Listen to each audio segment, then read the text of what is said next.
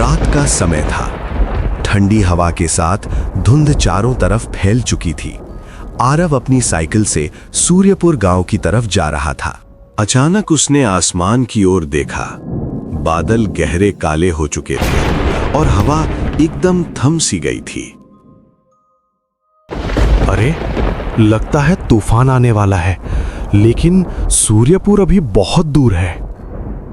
आरव ने तेज पैडल मारा, लेकिन तभी जोरदार बिजली कड़की और मूसलधार बारिश शुरू हो गई। हे भगवान, अब क्या करूं? सामने कुछ भी दिखाई नहीं दे रहा था। मजबूरी में आरव एक पुराने बरगद के पेड़ के नीचे रुक गया।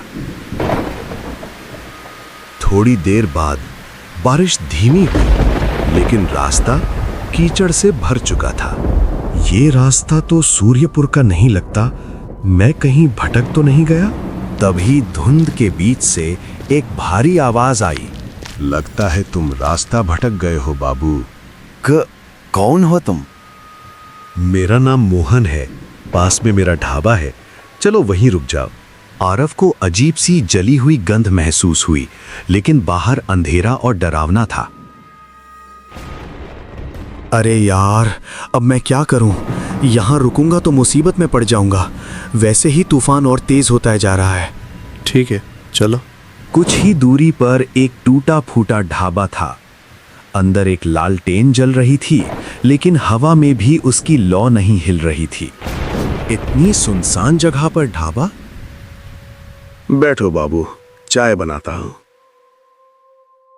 चाय बहुत जल्दी बनकर आ गई, जैसे पहले से तैयार हो। यहां चाय पीने कौन आता है? अब तो बस कभी कभी कोई भटका हुआ इंसान आ जाता है। यह सुनते ही आरव के शरीर में सिहरन दौड़ गई। क्या और कोई नहीं, सिर्फ भटके हुए लोग? तभी अंदर से पायल की आवाज आई। ओ नीरा, बाबू के लिए पान ले आओ। जी हाँ, अभी लाती हूँ। तभी थोड़ी देर में नीरा पान ले आती है। नीरा के पास आते ही आरव को सड़े हुए खून जैसी बदबू आई। ये सब क्या है? अचानक तेज हवा चली और नीरा की ओढ़नी सरक गई। नीरा के गले से खून टपक रहा था। उसकी आंखें पूरी सफेद थीं। खा लो बाबू, इसमें बहुत स्वाद है।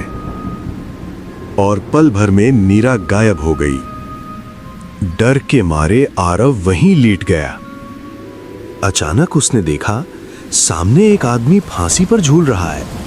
हाँ, डर गए क्या बाबू? सपना था। मोहन मचान पर बैठा था, जैसे कुछ हुआ ही ना हो। तभी आरव उठता है और ढाबा से बाहर की तरफ भागता है। आरव को याद आया उसका पैसों का बैग। आरव? तभी पीछे से वही आवाज आई। आरव पलटा। सामने खून से सना चेहरा, बिना आंखों की औरत। तुम्हारा बैग मेरे पास है, अगर तुम्हें चाहिए तो आकर ले लो।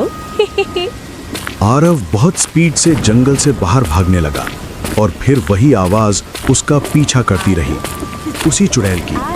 आरव थक चुका था और उससे चला भी नहीं जा रहा था। हे भगवान, ये मैं कहां फंस गया? आज बचा ले, फिर कभी इस रास्ते से नहीं आऊंगा। देखते ही देखते शाम होने लगी और आरव चलते चलते बेहोश हो गया और नीचे गिर गया। नीचे गिरने के बाद आरव देखता है उसके थोड़ी सी ही दूर बैलगाड़ी जा रही होती है। वो उस बैलगाड़ी वाले को आवाज लगाता है, काका बचाओ, काका मुझे बचाओ। हे भगवान, ये कौन है?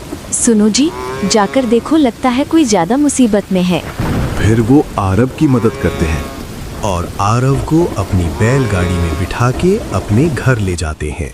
फिर रामू काका के घर जाने के बाद आरव सारी बातें अपनी रामू काका को बताता है। रामू काका उसे कहते हैं, आरव बेटा, ऐसे ही हर किसी पर भरोसा नहीं करा जाता। अगर तुम्हें कुछ हो जाता तो तुम्हारे माता पिता का क्या होता फिर?